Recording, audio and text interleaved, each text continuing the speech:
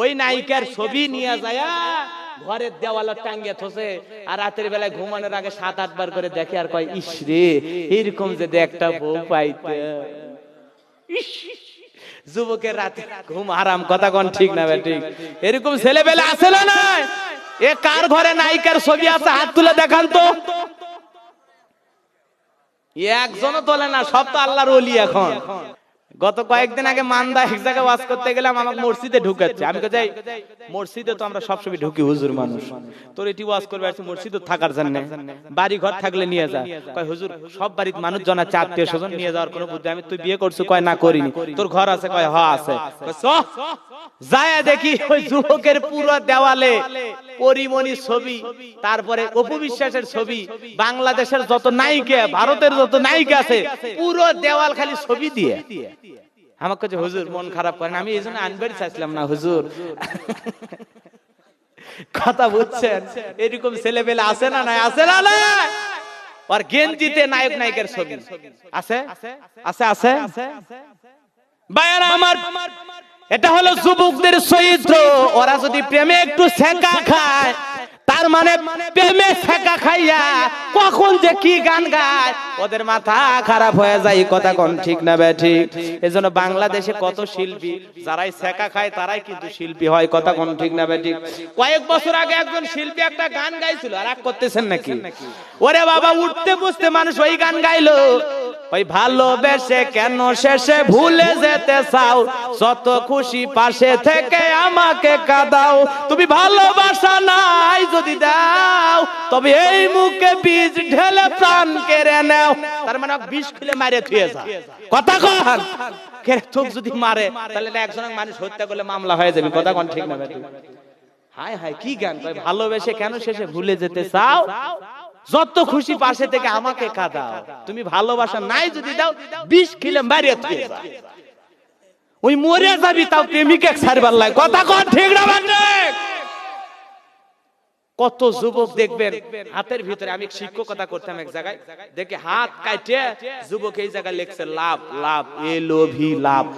আছে না না? দেখি একটা তীর ঢুকে দিয়েছে, তীর তীর ঢুকে দিয়েছে। কথা কি বুঝছেন? তা আমি বললাম কে রে যুবক, তোর হাতে এটা কি? কয় হুজুর বসেন না, ভালোবাসার প্রতীক।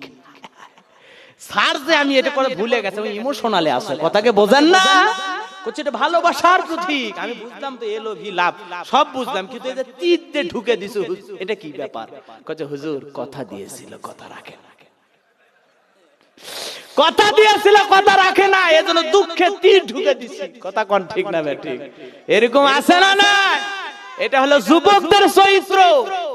ওরা এখন গান বাজনা নিয়ে ব্যস্ত। বিয়ের বাড়ি দেখেন না, এরকম বড় বড় বক্স ভাড়া নিয়ে এসে 5-7 দিন ধরে গান বাজায়, ডিক ডিক আওয়াজ দেয়, মাটি কাঁপে দিচ্ছে।